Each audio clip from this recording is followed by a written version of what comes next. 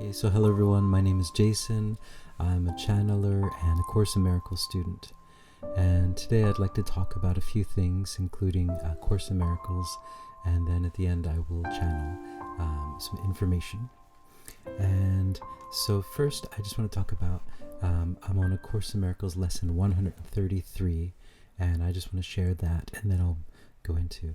Okay, so first, lesson 133, I'm just going to take out parts, snippets of it that I really like, but I suggest, if you're interested or if it resonates with you, to read the whole thing, and it's online at acim.org, and you can look it up, lesson 133. Okay, so lesson 133 is, I will not value what is valueless. Okay, and so here we go. You do not ask too much of life, but far too little. When you let your mind be drawn to bodily concerns, to things you buy, to eminence as valued by the world, you ask for sorrow, not for happiness. This course does not attempt to take from you the little that you have. It does not try to substitute utopian ideas for satisfactions which the world contains. There are no satisfactions in the world. Okay? And then this lesson is says, today we list the real criteria by which to test all things you think you want. Okay, so here we go. And this is related to the idea that there are only two choices, one of love and one of fear, in the world. Although sometimes it seems very confusing that there are so many choices. There's only two. And so they have these questions that you can ask to make sure that what you value is truly valuable. And so the first thing is, here you go, if you choose a thing that will not last forever, what you choose is valueless. A temporary value is without all value. Time can never take away a value that is real. What fades and dies was never there, and makes no offering to him who chooses it. He is deceived by nothing in a form he thinks he likes. Whew, right? Okay, and the next criteria. Next, if you choose to take a thing away from someone else, you will have nothing left. This is because when you deny his right to everything, you have denied your own. You therefore will not recognize the things you really have, denying they are there. Who seeks to take away has been deceived by the illusion loss can offer gain. Yet loss must offer loss and nothing more. Okay, so that's the second one. And the third one is, why is the choice you make of value to you? What attracts your mind to it? What purpose does it serve? And so here it is easiest of all to be deceived. For what the ego wants, it fails to recognize. It does not even tell the truth as it perceives it, for it needs to keep the halo which it uses to protect its goals from tarnish and from rust, that you may see how innocent it is. Yet is its camouflage a thin veneer, which could deceive but those who are content to be deceived. Its goals are obvious to anyone who cares to look for them. Here is deception doubled, for the one who is deceived will not perceive that he has merely failed to gain. He will believe that he has served the ego's hidden goals. Okay. And the next one is really important to that too. So yet, though he tries to keep his halo clear within his vision, still must he perceive its tarnished edges and its rusted core. His ineffectual mistakes appear as sins to him, because he looks upon the tarnish as his own, the rust a sign of deep unworthiness within himself. He who would still preserve the ego's goals and serve them as his own, makes no mistakes according to the dictates of his guide.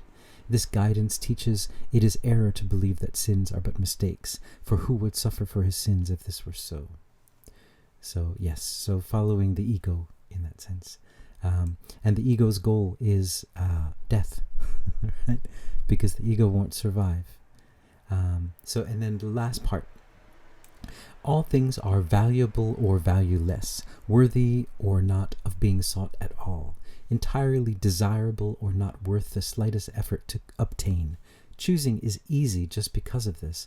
Complexity is nothing but a screen of smoke which hides the very simple fact that no decision can be difficult. What is the gain to you in learning this? It is far more than merely letting you make choices easily and without pain. Heaven itself is reached with empty hands and open minds, which come with nothing to find and everything to claim as their own. We will attempt to reach this state today, with self-deception laid aside and with an honest willingness to value but the truly valuable and the real. So, yes, there you go. It's very powerful stuff, very poetic. And I recommend delving into it, but I love that they give criteria for finding out what truly has value and what doesn't. And let's see. And then, so I wanted to talk about a few things. One of them is, A Course in Miracles, pulling A Course in Miracles into your real life. I think the first year I started doing Course in Miracles is more just in my meditations, like the morning and night meditations. And then as I kept moving forward, I started bringing it into my everyday life. And I keep a little, every lesson I have a little, note, post-it note. It's upside down. Anyway, little post-it note. And I keep it in my pocket. So whenever I'm in a situation where I'm feeling like, oof, this is not a good situation, or I'm feeling stressed out, then I just pull it out and I read it. And if I'm able to, I'll close my eyes and kind of, just for a minute or so, go into the meditation. And so one thing about bringing the Course in Miracles into real life is that you realize that you're under no laws but God's. And up until an example for myself is that as a struggling musician, I might say, I figured that the best way to be would be like that Jim Carrey movie, Yes Man. So I thought I just have to say yes to everything. Any small opportunity that comes is an opportunity, and I have to take it. Even if it doesn't feel comfortable, even by doing it, I don't feel like I'm honoring myself. It's, just take everything. And I was doing that for a while. And I was becoming more and more disillusioned because I was, living in an illusion. And I was becoming more and more unhappy. I thought, oh, this is supposed to be making me happy. I love music. I love the way it makes me feel. But doing all of this makes me so unhappy. But that is the rules. That is what I'm supposed to do. And who made those rules? Not me, not God. It's just some ego kind of concept that, that we're trained to believe. You have to do all this stuff. Otherwise, you won't be successful. And so I really stopped all of that, and I'm trying to live as much as possible. I'm only human, but trying to live as much as possible from my heart. And if something doesn't feel right, then I don't do it. That's not to say that, of course, we live in a 3D world. There are a lot of things that I don't want to do that I have to do. But in the situations where I'm able to make a choice, I choose. And so I think that's the part. But sometimes in that situation, like for example, for me, with music, like recently I haven't been doing any concerts. So I'm play classical guitar and I'm a composer, but I recently just haven't had the passion to perform a concert or to do any of this stuff. And I think to probably other people in the community, they might be wondering, like, what happened to this guy? What's he doing? And he's gone all spiritual, and he's doing sound baths, and he's gone off the deep end. And they might think that, I'm going in the wrong direction, for example. And that's fine. Whatever people think is fine. They might, people might think of me as lazy, like he's not doing all these things he should be doing. He should be doing this or should be doing that. And it's like, no, you know what? Maybe I'm lazy, and that's fine. And maybe that's the way that I would like to live my life. I would like to just live a relaxed and more laid back life, and trying to feel into different situations. And if things start feeling right, I'll just go into it. So, for example, these sound baths that I'm doing, it feels right. It feels good, and it feels really relaxed, and I don't advertise it very much. And so sometimes a bunch of people come, and sometimes very few people come, but I'm playing it by ear, and I'm just letting it grow as naturally as possible. And I think the people who need to come will come. And that might be seen as, or misconstrued as naive, but I think for me, that seems to be the most authentic way to go forward. All right, that was my spiel about that. The other thing, two other things I wanted to talk about. One is that I've been talking to my guides. Recently this is another reason why I haven't been interested in doing a lot of this stuff, is the energy's not there. And if the energy's there, then, obviously you're not supposed to be doing it. And so I've been feeling like a real lack of energy recently. And I was asking my guides about it. And they said that at this moment, so this is according to my guides, according to my channeling of my guides, and please take any channeled information with a grain of salt. If it resonates with you, beautiful. If it doesn't resonate with you, beautiful. But use your own discernment. Okay, so this is what they said. They said that this is a time where it's like a bow and arrow, and the bow is being pulled back. And this is where we're at. We're back here, and we're kind of reserving the energy. We're preserving the energy. And so that while we don't know this sometimes on a third dimensional level, our higher selves are doing this for us, kind of pulling it back, because we're getting ready to be, I'm not sure if the word be catapulted into a new place, into something new. But we need this tension, this pulling back. And that's what's happening now. So it might feel like you don't have as much energy as before, and that you might not. And that is because it is a time of pulling back, a time of resting, a time of just being at peace, because for what is coming, you'll need the energy. And that's what they had said. And for what is coming, they didn't have, it wasn't a negative thing at all. It was a very, very beautiful thing. And it's just going to be a very busy time. And so in that time, you need your energy, and you need to conserve the energy. And that's what's happening now.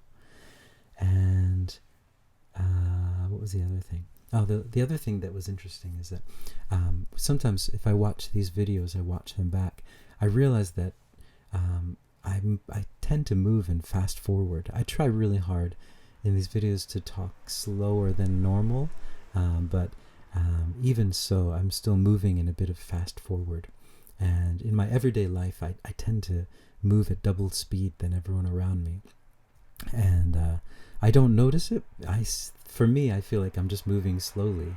But when I see myself, for example, videotaped or something at family reunions or whatever, and I just look and think, oh my God, why am I moving so fast?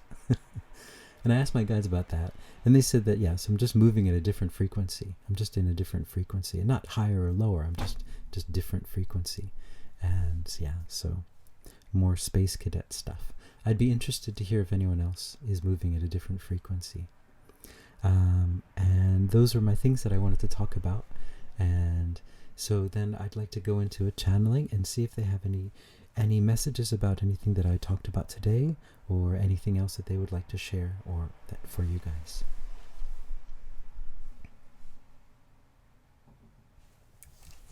Greetings, we are the Hathors, and we are here, and we are always here. We are always here around this being. We are always here projecting frequencies through these videos, projecting frequencies for all of you to take these frequencies and use them for yourselves, and use them in your lives, to use them to help you to go through, to navigate these times that we're in, these difficult times and these confusing times. And so we're always here sending these frequencies to all of you. And if you ever need to contact us, you can contact us directly, because we're always here. And what this being was saying about the bow being drawn back, yes, this is a very beautiful imagery. And yes, this is what is happening on your planet. There is a time of quiet at the moment, a time of peace, a time of quiet.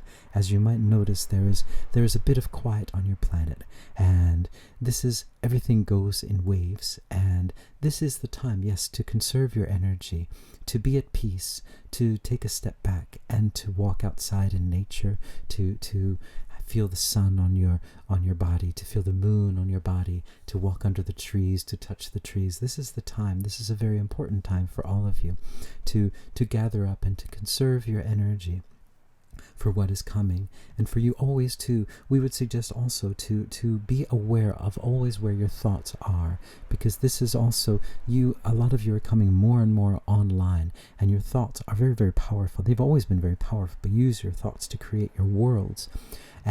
But these thoughts are being magnified now because some of the filters that were there before are being slowly lifted. So you are unfiltered in your thoughts, and so it's very important to be aware of where your thoughts are. So when you're watching the news, when you're watching social media, where are your thoughts? Are you moving into anger? Are you moving into fear?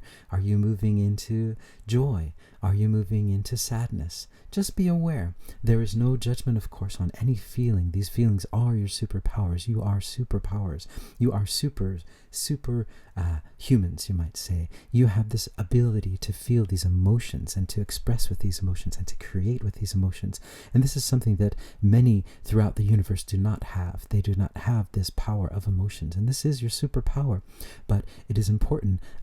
With great power comes great the phrase is not coming with great power comes great, and you can finish the phrase. But this is what we would like to say to you, that you have a superpower, and your emotions are that superpower, and where your mind is your superpower. You can create. So if you go into the anger, you can create more anger, and you can upload that anger into the morphogenic field, and you can create angry situations for yourself. Or if you're in joy, you can create joyous situations and upload joy to the morphogenetic field. Which do you choose? It is all, of course, your free will to choose which you will choose.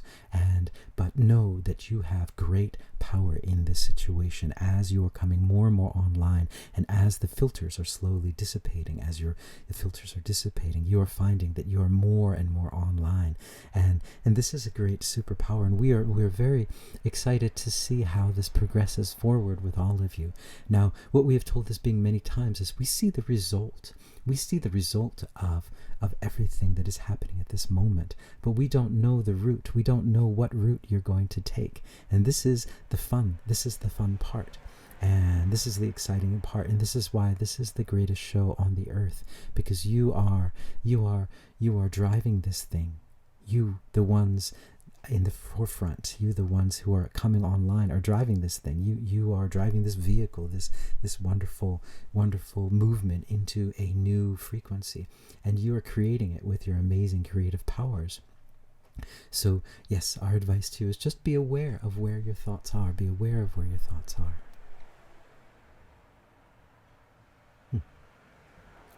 Okay, so there you go. Lots of rambling by me, and a very short channeling. I'm not sure if that's the right balance, but we'll see. Anyway, so if you like the video, there is I've channeled 2 books that you can access from below if you're interested. One is a book on channeling. On singing. It's a singing guide using singing and meditation, and the Hathors and a mermaid from another dimension, and Alpha, who is also from another dimension, another planet. They give singing lessons. And then also there is a book on dragons. And so yes, thank you very much for listening, guys. Cheers.